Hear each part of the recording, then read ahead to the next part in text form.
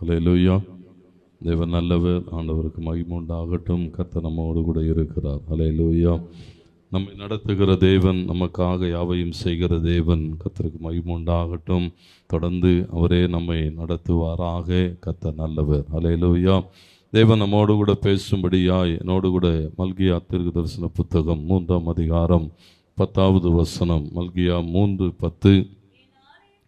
என் ஆலயத்தில் ஆகாரம் உண்டாயிருக்கும்படி தசம்பாகங்களை எல்லாம் பண்டசாலையிலே கொண்டு வாருங்கள்.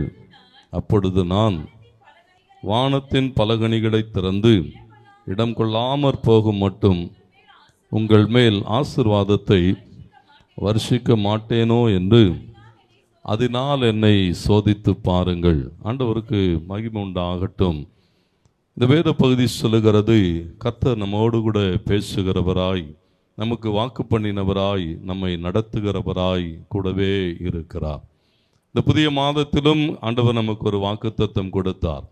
விதைக்கிறவனுக்கு விதையையும் புசிக்கிறவனுக்கு ஆகாரத்தையும் அளிக்கிறவர் உங்களுக்கு விதையை அளித்து அதன் விளைச்சலை பெருக பண்ணுகிறார் என்று சொல்லி ஆண்டவருக்கு மகிமை உண்டாட்டம். வேதம் முழுவதும் சொல்லப்பட்டிருக்கிற அநேக விதைகள், குறிப்பாய் ஒரு 3 விதமான விதைகளை நாம் பார்க்க முடியும்.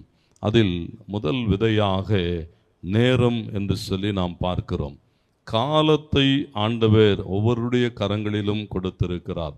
எல்லாருக்கும் 24 மணி நேரம் கொடுக்கப்பட்டிருக்கிறது.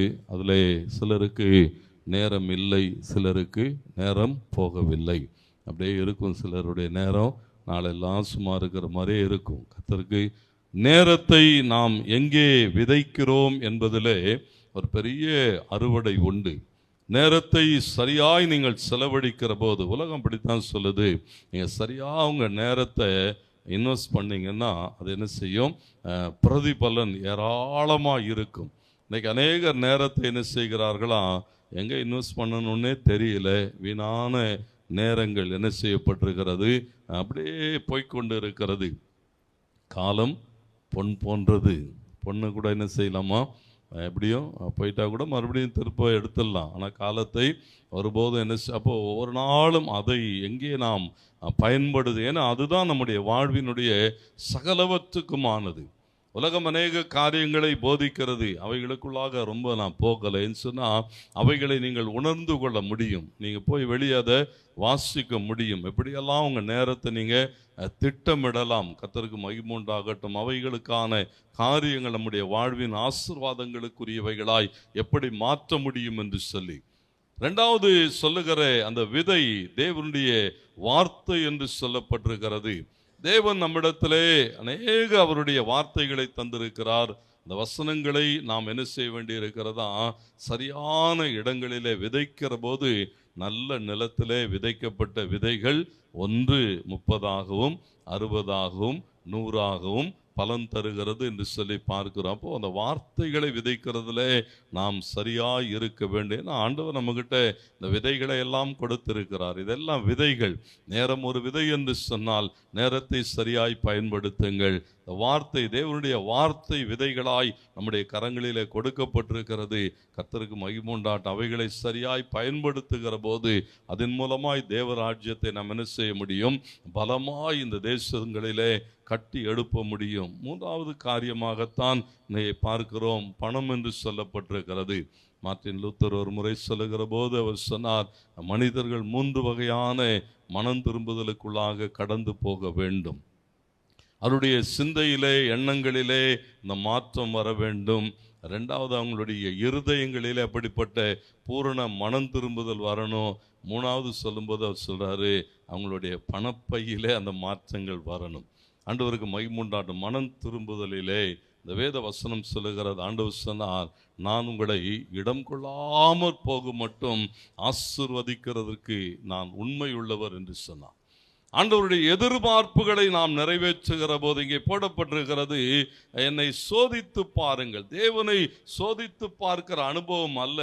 தசமபாகம் என்பது என்னன்னு சொன்னா, கிறிஸ்துவில் உள்ள அந்த உறவிலே நாம் எவ்வளவு வளர்ந்திருக்கிறோம் என்பதற்கான சோதனைகள். தேவனுக்கு மகிமை உண்டாகட்டும். நீங்க சரியாய் அதை பயன்படுத்துகிற போது நிச்சயமாகவே ஆண்டவர் என்ன செய்வாராம், இடங்கொள்ளாமற் போகும் மட்டும் நம்மை ஆசீர்வதிக்கிற தேவன். கர்த்தருக்கு மகிமை உண்டாகட்டும். இவைகளை உணர்ந்து கொள்ளுங்கள்.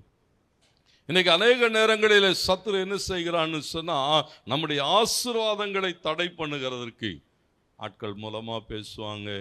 அநேக இன்றைக்கு துருபதேசிமார்கள் இருக்கிறார்கள். அவங்கெல்லாம் வந்து பேசுவாங்க, ஒன்றும் தசமாகம் கொடுக்க வேண்டியதில்லை, இதெல்லாம் பழைய ஏற்பாட்டு காரியங்கள், இப்படியெல்லாம் அநேக காரியங்கள் சொல்லப்படும். பேசுகிறவர்கள் பேசட்டும், கர்த்தருக்கு மகிமை உண்டாகட்டும். நான் விசுவாசிக்கிறேன், இந்த வேதாகமத்தில் இருக்கிற ஒரு வார்த்தையும் தவறி போகாது. ஒவ்வொரு வார்த்தையும் தேவனுடைய வார்த்தை. அந்த வார்த்தைகள் நம்மோடு கூட பேசும். அந்த வார்த்தைகள் நம்முடைய வாழ்வை கட்டி எடுப்பும். அந்த வார்த்தைகள் நமக்காகவே என்ன செய்யுமா, ஒவ்வொரு நாளும் காரியமாற்றும். இங்கே மல்கியா மூலம் பேசுகிற போது ஆண்டவருடைய வார்த்தை சொல்லுகிறது, என் ஆலயத்திலே ஆகாரம் உண்டாயிருக்கும்படி உங்கள் தசமபாகங்கள் எல்லாவற்றையும் நீங்கள் கொண்டு வாருங்கள். அதனாலே நான் உங்களை என்ன செய்வேன், இடம் கொள்ளாமற் போகும் மட்டும் வானத்தின் பலகணிகளை திறந்து ஆசீர்வதிப்பேன் என்று சொன்னார். தேவனுக்கு மகிமை உண்டாகட்டும். அந்த எதிர்பார்ப்புகள் இது ஏதோ இன்றைக்கு நேற்று உண்டான பிரமாணம் அல்ல. ஆதியாகமத்தில் வாசிக்கிறோம் 14ஆம் அதிகாரம் 18வது வசனத்திலிருந்து 20வது வசனம் வரைக்கும் போடப்பட்டிருக்கிறது. பாருங்க, அந்த வசனம் இப்படி சொல்லுகிறது, அன்றியும் உன்னதமான தேவனுடைய ஆசாரியனாயிருந்த சாலேமின் ராஜாவாகிய மெல்கிசேதேக்கு அப்பமும் திராட்சரசமும் கொண்டு வந்து அவனை ஆசீர்வதித்து, வானத்தையும் பூமியையும் உடையவராகிய உன்னதமான தேவனுடைய ஆசீர்வாதம் ஆபிரகாமுக்கு உண்டாவதாக, உன் சத்துருக்களை உன் கையில் ஒப்பு கொடுத்த உன்னதமான தேவனுக்கு சோத்திரம் என்று சொன்னான். இவனுக்கு ஆபிரகாம் எல்லாவற்றிலும் தசமபாகம் கொடுத்தான். ஆபிரகாம் இங்கே மெல்கிசேதேக்கு என்ன செய்தான் என்று சொல்லப்பட்டிருக்குன்னு சொன்னா, எல்லாவற்றிலும் தசமபாகம் கொடுக்கிறான். ஒரு பெரிய யுத்தத்துக்கு போகிறான். யுத்தத்திலே அநேக காரியங்களை சம்பாதித்து கொண்டு வருகிறார்கள்.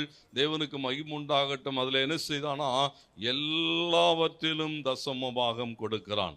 ஆண்டவருக்கு மகிமை உண்டாகட்டும். இன்றைக்கு ஒரு 4600 வருடங்களுக்கு முந்திய நிகழ்வு.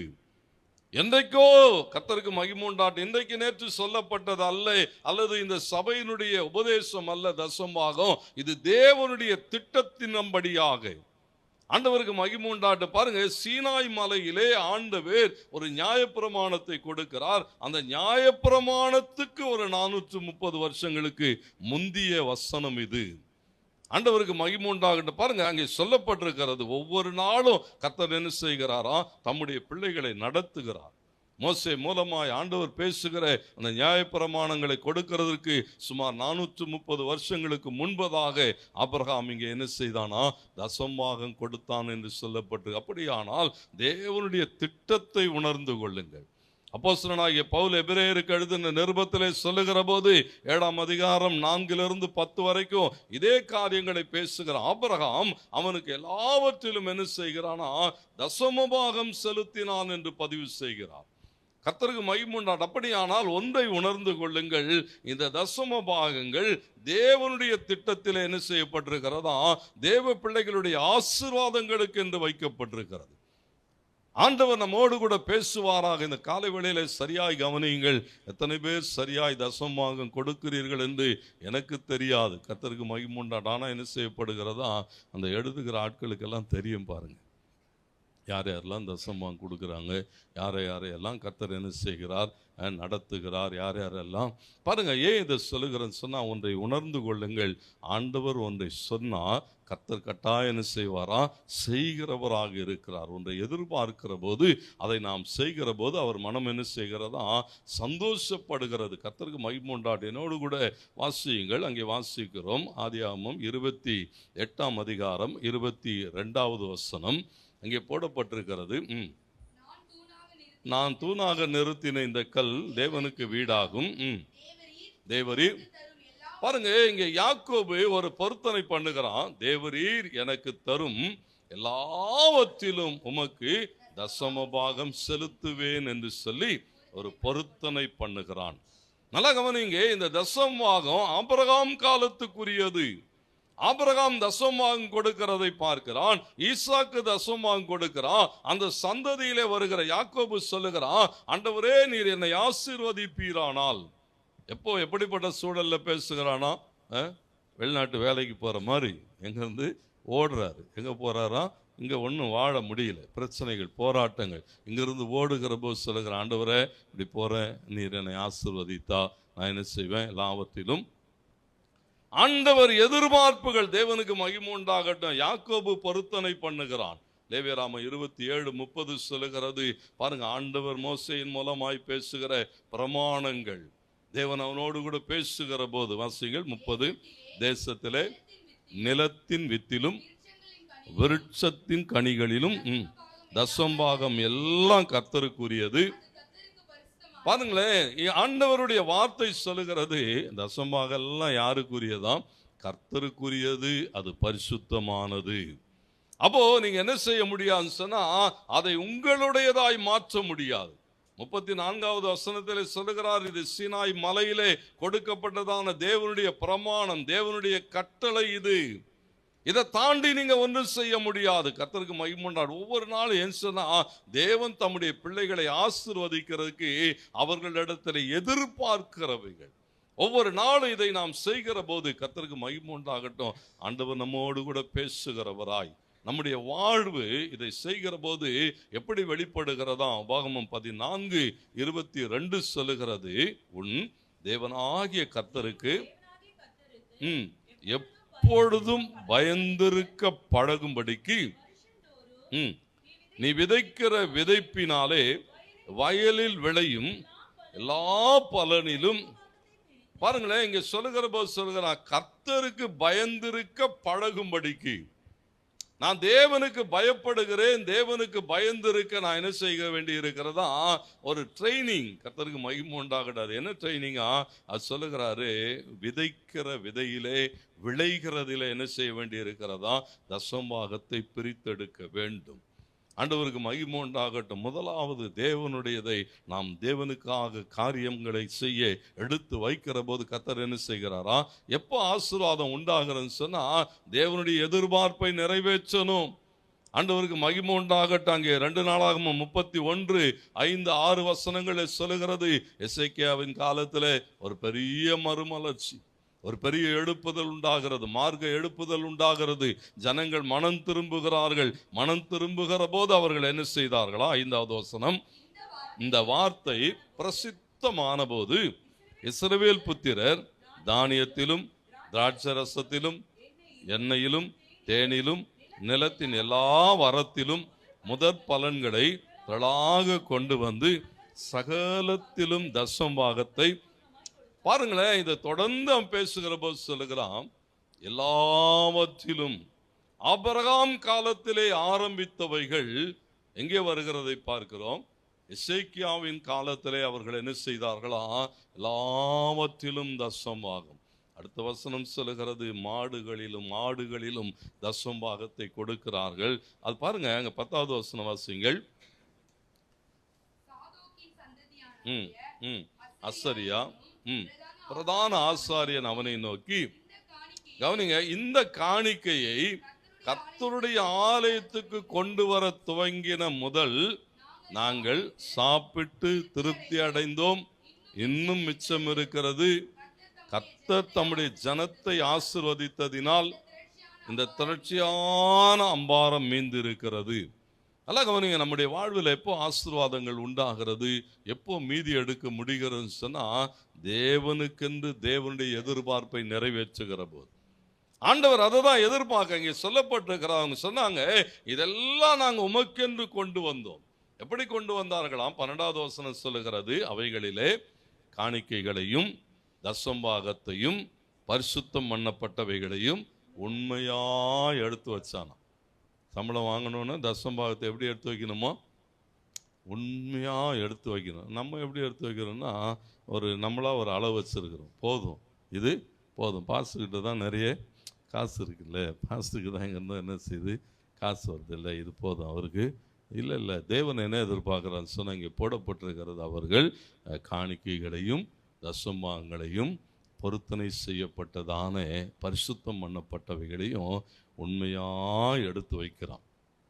அப்போ தேவன் எதை பார்க்கிறான்னு சொன்னா, நம்முடைய உண்மையை பார்க்கிறார். அவருடைய எதிர்பார்ப்பை நிறைவேற்றுகிறது சொன்னா, இங்க மல்கியா சொல்லுகிற போது சொன்னா, நீங்கள் தேவனை வஞ்சித்தீர்கள்.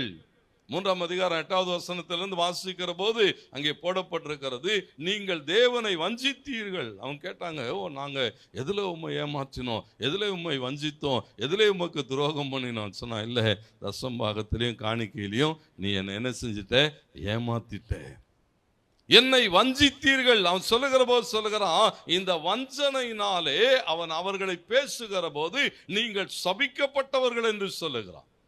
ஆண்டவருடைய பார்வையில் எப்படி இருக்கிறன்னு சொன்னா, நீ தேவனை ஏமாற்றுகிறவனாய் இருக்கிறாய், தேவனுடையதை எடுத்துக்கொள்ளுகிறவனாய் இருக்கிறாய், நீ சபிக்கப்பட்டவனாய் இருக்கிறாய் என்று மல்கியா சொல்லுகிறார்.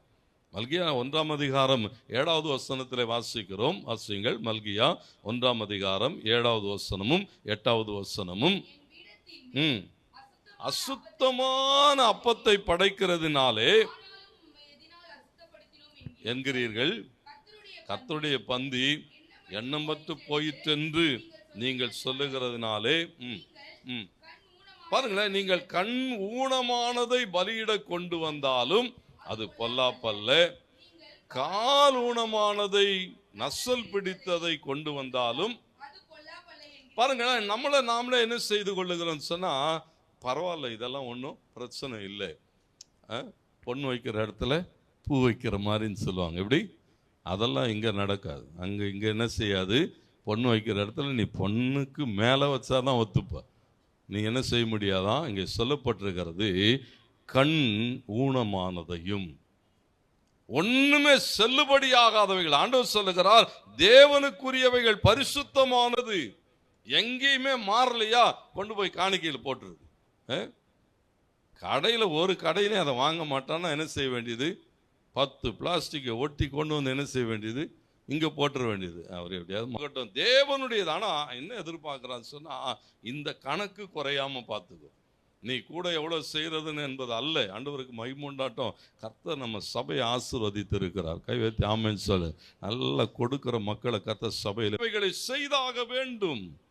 மல்கியா சொல்லுகிறான், நீ தேவனை வஞ்சித்து விட்டாய், தேவனை ஏமாற்றி விட்டாய், தேவனுக்குரியதிலே உண்மை இல்லாமல் இருக்கிற.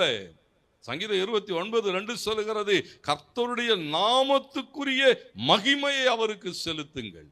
பரிசுத்த அலங்காரத்தோடு கூட கர்த்தரை தொழுது கொள்ளும். கர்த்தருடைய நாமத்துக்குரிய மகிமையை நீ செலுத்தவில்லை என்று மல்கியா கம்ப்ளைண்ட் பண்ணுகிறான்.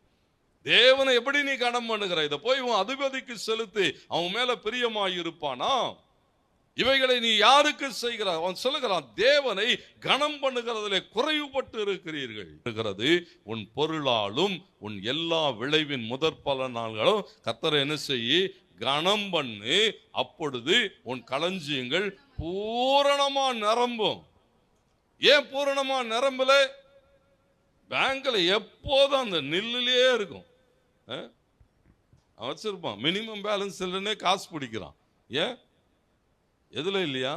தேவனுக்கு அவன் சொல்லுகிறான், உன் பொருளாலும் உன் எல்லா விளைவின் முதற் பலனாலும் கர்த்தரை கனம் பண்ணு. கர்த்தர் என்ன செய்வார்? உன் களஞ்சியம் பூரணமாய் நிரம்பும், உன் ஆலைகளில் திராட்சை ரசம் புரண்டோடும்.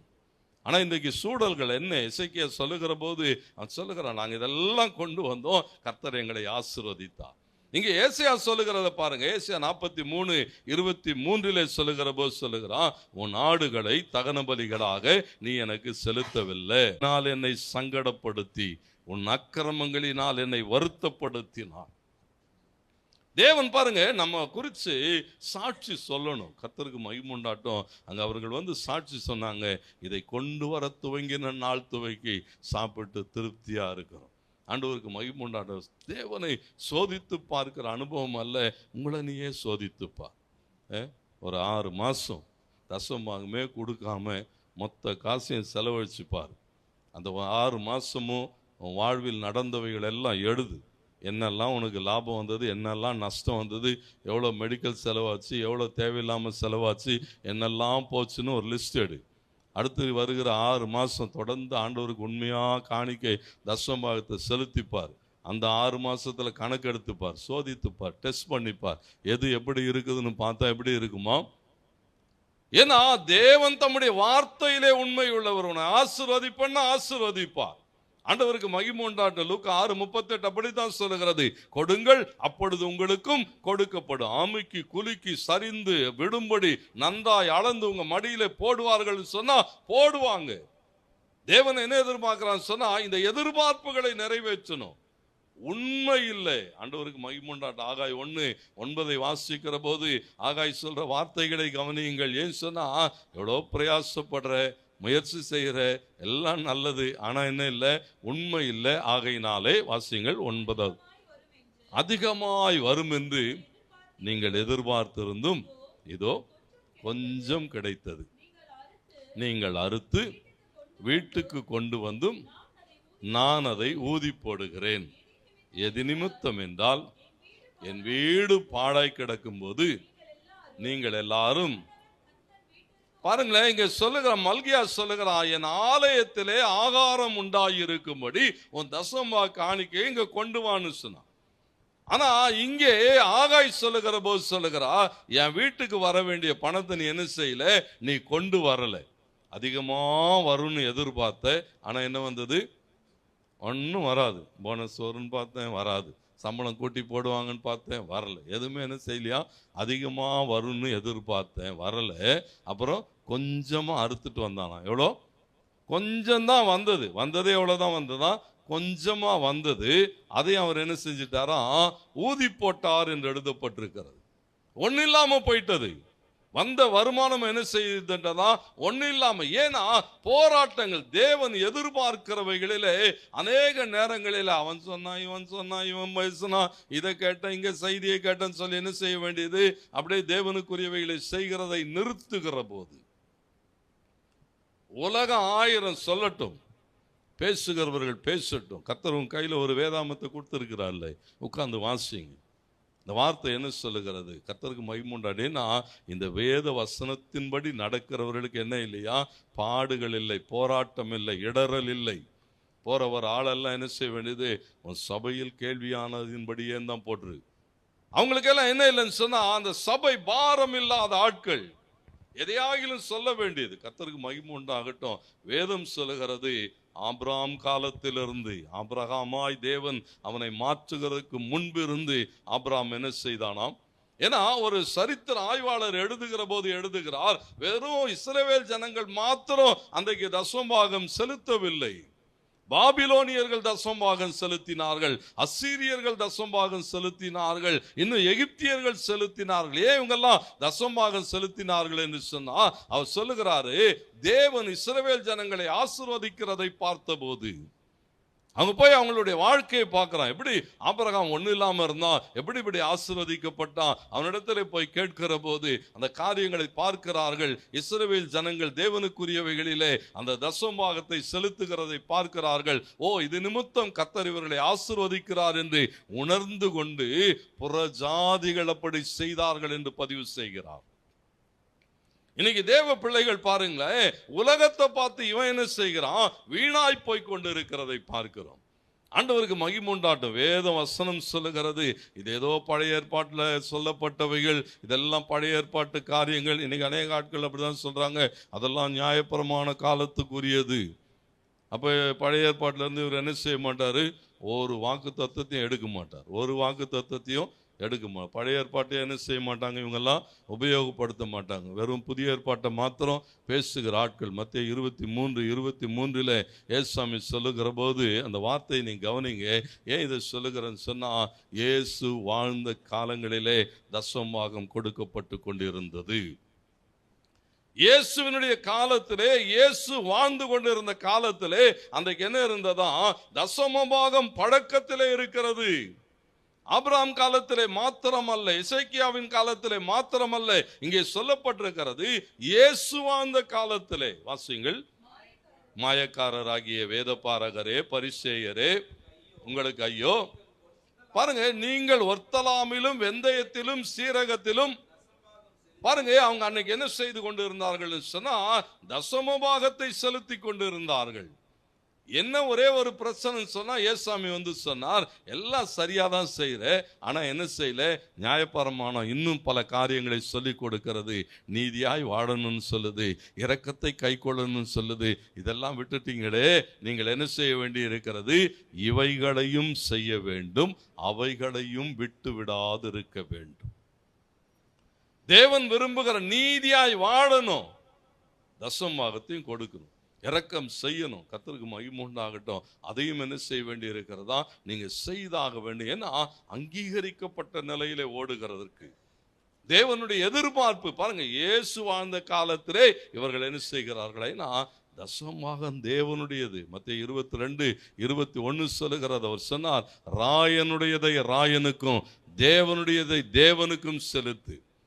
நம்ம வாசமே லேவியராம 27:30 சொல்லுகிறது, தசமபாகங்கள் எல்லாம் கர்த்தருக்குரியது. அப்போ கர்த்தருக்குரியதை கர்த்தருக்கு செலுத்து. உலகத்துக்கு செலுத்த வேண்டியதை செலுத்து, குடும்பத்துக்கு செய்ய வேண்டியதை செய். இதெல்லாம் எங்கிருந்து செய்யணுமா, தேவனுடையதை தாண்டி.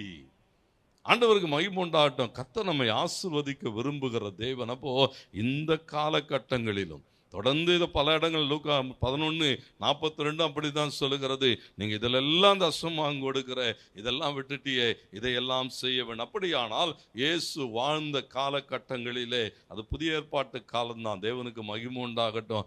ஏசாமி எங்கேயாவது உங்களை தசமபாகம் கொடுக்க சொன்னாரான்னு கேட்குற ஆட்கள் உண்டு. ஏசாமி எங்கேயாவது கொடுக்க வேணான்னு சொன்னாரா? அவர் வாழ்ந்த காலங்களிலே தசமபாகம் கொடுக்கப்பட்டு கொண்டிருந்தது.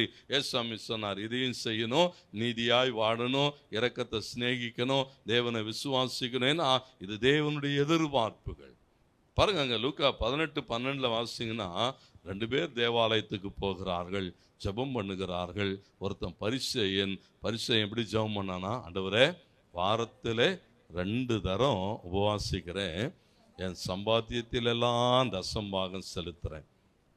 ஆண்டவருக்கு மகிமை உண்டாட்டனால கவனிங்க. ஏன்னா ஏன் இதை பேசுகிறோன்னு சொன்னா, அவனுடைய வாழ்விலே அந்த காலகட்டங்களிலே தசமபாகங்கள் இருந்தது அப்படின்றதுக்காக பேசுகிறோம். புதிய ஏற்பாட்டு விசுவாசிகளுக்கு இல்லைன்னு இல்லை, ஆண்டவருக்கு மகிமை உண்டாட்டம். இதை விட அதிகமாக தான் செய்ய தேவன் சொன்னார்.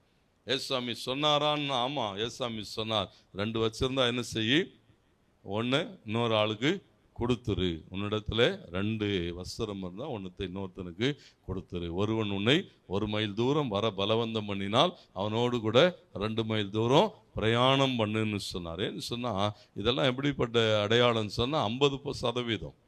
2 இருந்தால் 1ன்னா எவ்வளோ, 50% கொடுக்க சொன்னார். நம்ம ஆண்டவர் வார்த்தை என்ன சொல்லுதுன்னா, தசமபாகம் 10%. 10% கொஞ்சத்தில் உண்மையார். லூக்கா 16:10-11 வசனங்கள் சொல்லுகிறது, உண்மையுள்ளவன் அநேகத்திலும் உண்மையுள்ளவனாயிருக்கிறான், கொஞ்சத்தில் அநீதியுள்ளவன். அப்போ நீங்க நல்லா கவனிச்சு பாருங்க, கொஞ்சத்துல நீ உண்மையா இல்லைன்னா நம்மளை நம்பி எப்படி அதிகமானவைகளை தருவார்.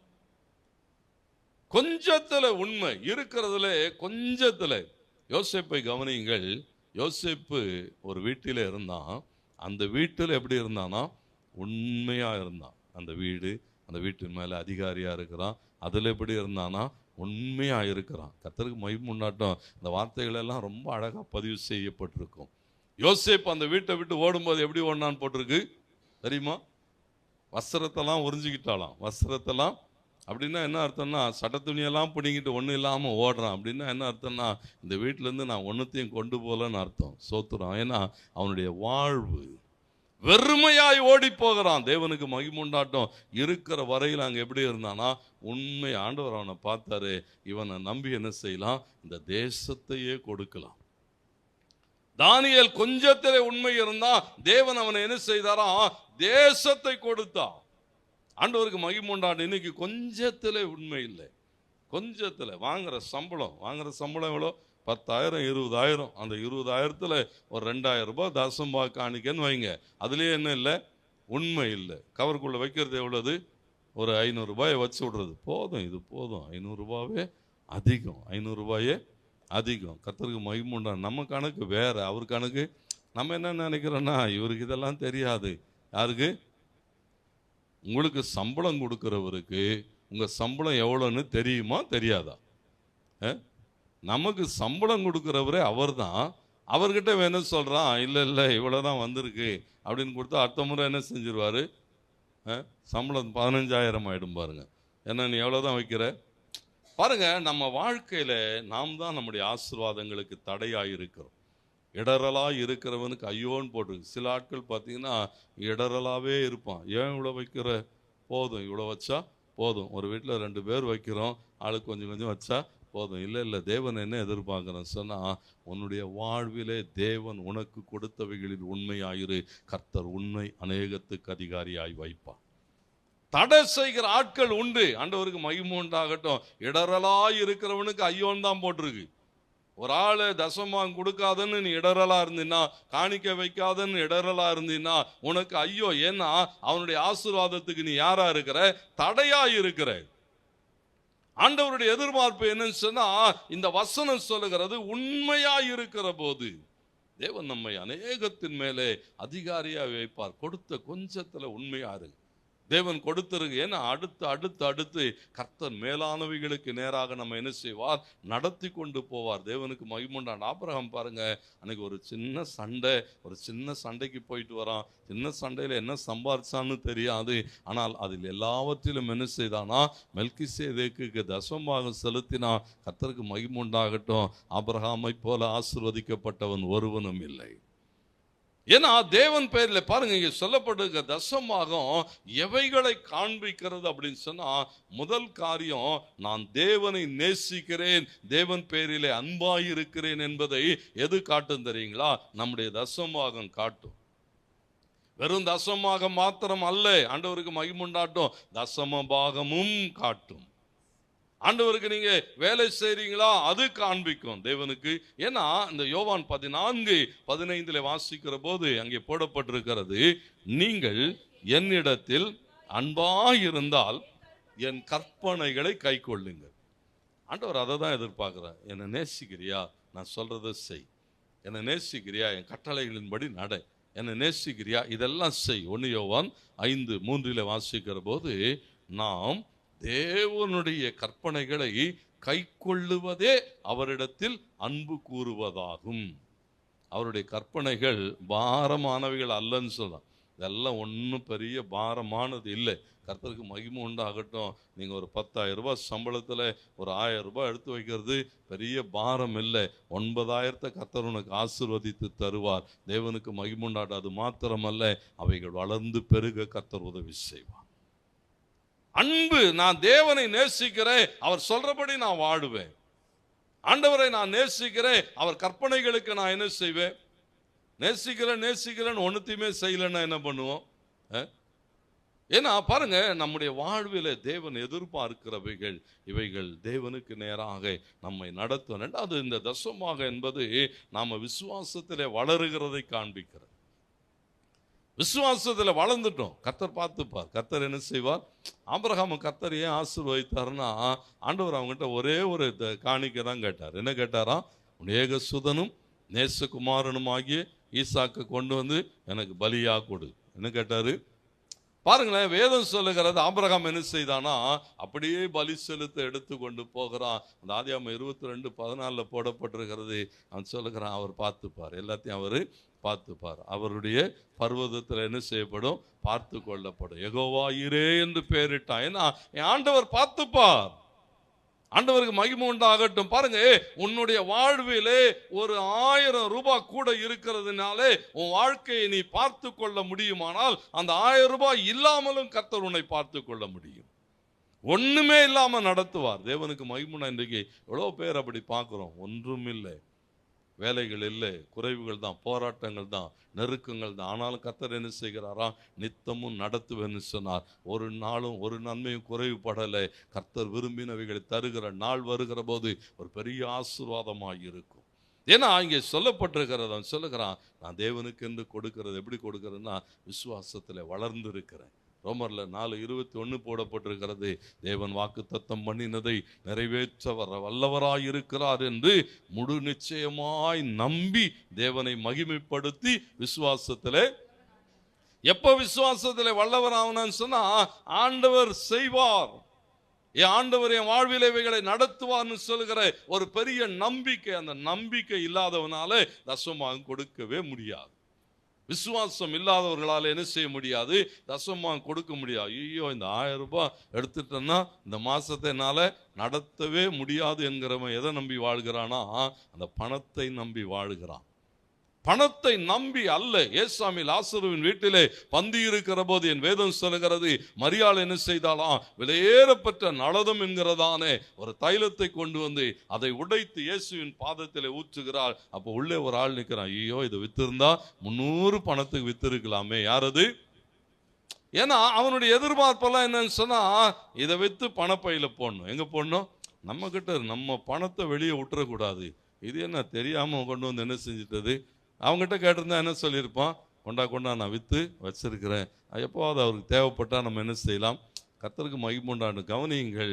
வேதம் சொல்லுகிறது, மரியாள் ஆசீர்வதிக்கப்பட்டவளாய் கடந்து போனான். யூதாசுக்கு என்ன சம்பவித்தது என்று நமக்கு தெரியும். ஏன்னா அவனை பொறுத்த வரைக்கும் இந்த பணம் என்னை விட்டு போகக்கூடாது, இந்த பணம் என்கிட்ட இருக்கணும், இந்த பணம் எனக்கு, என் குடும்பத்துக்கு. ஆண்டவருக்கு மகிமை உண்டான வேதம் சொல்லுகிறது, விசுவாசத்திலே வல்லவனாகி. ஆண்டவருக்கு மகிமுண்டா, என் தேவன் நடத்துவார், என் தேவன் பாதுகாத்துக்கூட. ஏன்னா தேவன் பேர்ல வைக்கிற அந்த நம்பிக்கையின் நிரூபணமே எது தெரியுங்களா? தேவனுக்கு என்று கொடுக்கிறது தான். என் ஆண்டவரை என்னை நடத்துவார். 2 கொரிந்தியர் 9:6 நாம் வாசிக்கிறோம். பவுல் சொல்லுகிறான், சிறுக விதைக்கிறவன் சிறுக அறுப்பான், பெருக விதைக்கிறவன் பெருக விதை. பாருங்க, அப்போ ஒவ்வொரு நாளும் என்ன செய்ய வேண்டி இருக்கிறதா? தேவனுக்கு என்று செய்கிறதுல அவன் சொல்லுகிறான், விதைக்கிறவனாலும் அல்ல, ஒரு தேவன் உண்டு, அவர் ஆசீர்வதிப்பார். அவர் தான் உன் விளைச்சலை என்ன செய்யணும்? வர்த்திக்க பண்ணணும். கர்த்தருக்கு மகிமை உண்டாட்டும். ஒரு தேவையும் இல்லாதபடி கர்த்தர் என்ன செய்வாரா? எல்லா தேவைகளையும் அவரே சந்திப்பார். எங்க இருந்து வரும், எப்படி வரும்னே தெரியாம தேவைகள் சந்திக்கப்படுதுன்னு சொன்னா, ஏன் சொன்னா தேவனை சார்ந்து வாழுகிற வாழ்க்கை. அங்கதான் சொல்லுகிற போது சொல்லுங்க, விதைக்கிறவனுக்கு விதையை கொடுக்கிற தேவன் அவர். நீ விதைக்க ஆயத்தமா இருந்தா உன் கையில ஏராளமான விதைகளை கொடுப்பார், நேரங்களை கொடுப்பார். கர்த்தருக்கு மகிமை உண்டாகட்டும். ஏன்னா ஒவ்வொரு நாளும் நீ ஆயத்தமாய் இருக்கிறார். பிளான் பண்ணணும். ரொம்ப நாள் வாழணும்னு என்ன செய்யறோம்? பிளான் பண்ணணும். ரொம்ப நாள் வாழணும்னு பிளான் பண்ண என்ன பண்ணணுமா?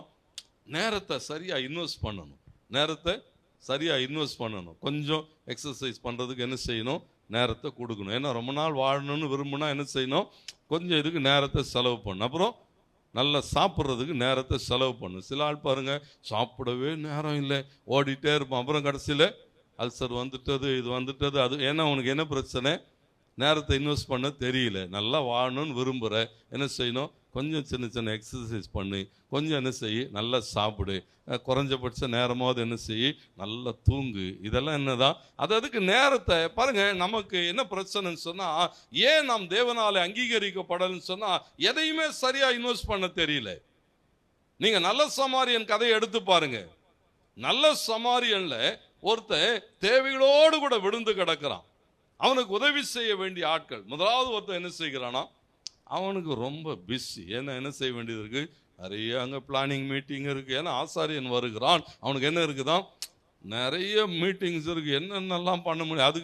அதுக்கே டைம் இல்லை, ஓடுறாரு. இதெல்லாம் நம்மளால பார்க்க முடியாது. இன்னொருத்தன் என்ன செய்தானா, பிறகு ஒரு லேவியன் வருகிறான். அவனுக்கு என்ன வேலை?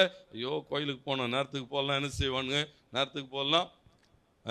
அப்போ இவனோட வேலை என்னன்னு சொன்னா, இதுக்கு தான் ஓடின்னு இருக்கான். நேரம் இல்லை, எதுக்கும் நேரம் இல்லை. ஆனா ஒருத்தன் வரான், அவன் எப்படிப்பட்டவனா?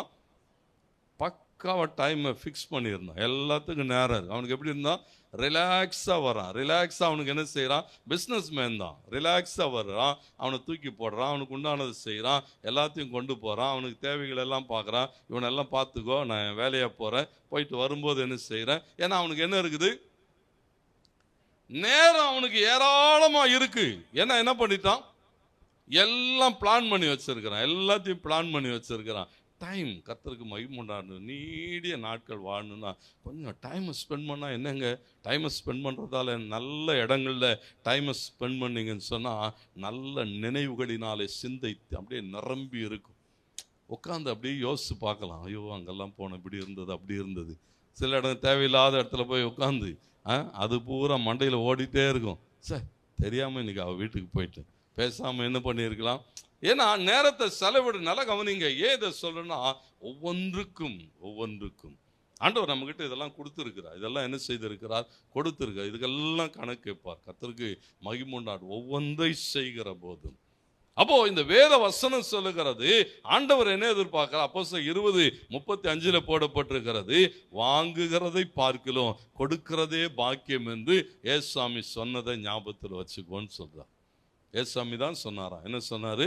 வாங்குகிறதை பார்க்கிலும் கொடுக்கிறதே பாக்கியம்னு சொல்லி ஏசாமி சொன்னதை ஞாபகத்திலே வைத்துக்கோ.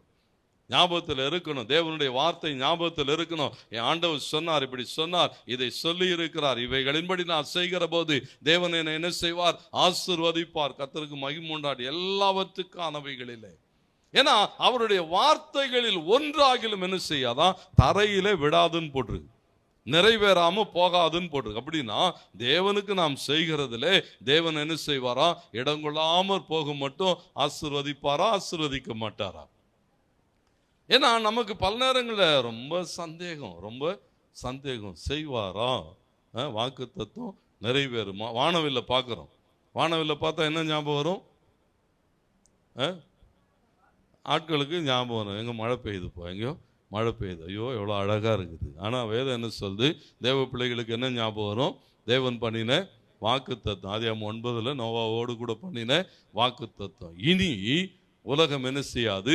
ஜலத்தினாலே அழியாது அப்படின்னு சொன்னார். அழியாதுன்னு சொன்னார். நமக்கு செம்பரமகம் ஏரியை திறந்து விட்டானாலே முடிஞ்சிச்சோ, அவ்வளோதானோ, இனி ஒன்றும் ஆகாதோ. ஏன்னா நம்ம எப்படி இருக்கிறோம்னு சொன்னா, அதே 11 போட்டிருக்கிறது, ஆண்டவர் சொன்னார் இனி ஜலத்தினால என்ன செய்யாது? பூமி அழியாதுன்னு சொன்னார். விசுவாசியாத ஒரு கூட்டம் என்ன செய்ததா? பாபேல் கோபுரத்தை கட்டினது. ஒருவேளை வெள்ளம் வந்துட்டா மேலே ஏறி என்ன செய்யலாம்?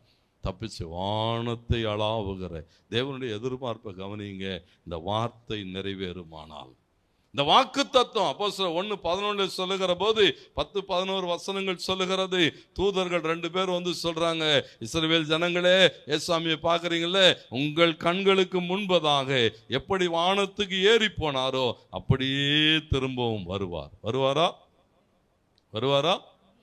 ஏன்னா அவர் சொன்னா என்ன செய்வார்? அதுவும் எப்படி சொன்னார்? இதோ சீக்கிரமாய் வருகிறேன், இதோ.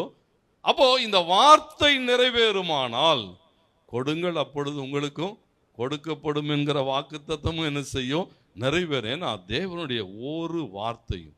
மல்கியா சொல்லுகிறான், நீ கொண்டு வந்து கொடு, வானத்தின் பலகணிகளை திறந்து இடங்கொள்ளாமற் போக மட்டும் கர்த்தர் உன்னை ஆசீர்வதிக்கிறாரா இல்லையான்னு மாத்திரம் பார். ஏன்னா தேவ பிள்ளைகளாய் நாம் தேவனுக்கென்று நேரத்தை செலவிடுகிற போது, தேவனோடு கூட பாருங்க, உட்கார்ந்து நேரத்தை தேவனோடு கூட செலவிடுகிற போது கர்த்தர் நம்ம என்ன செய்வாரா? எல்லா வகையிலும், ஏன்னா ஆவிக்குரிய வகையிலும் கர்த்தரோடு கூட நிலைத்திருக்கணும்னு சொன்னா அவரோடு கூட நேரம் செலவிடணும், அவருக்காக திட்டமிடணும். ஆவிக்குரிய நிலைமையில மாத்திரம் அல்ல, பொருளாதாரத்தில் ஆசீர்வதிக்கப்படணும்னா வேதவசனம் சொல்லுகிறது, கொடுக்கறதுல உண்மையாயிருங்க, தசமபாகத்தில் உண்மையாயிருங்க, காணிக்கைகளிலே உண்மையாயிருங்க, பரிசுத்தம் பண்ணப்பட்ட பொருத்தனைகளிலே உண்மையாயிருங்க. கர்த்தர் என்ன செய்வாரா? உண்மையுள்ள மனுஷன் பரிபூரண ஆசீர்வாதங்களை பெறுவான்.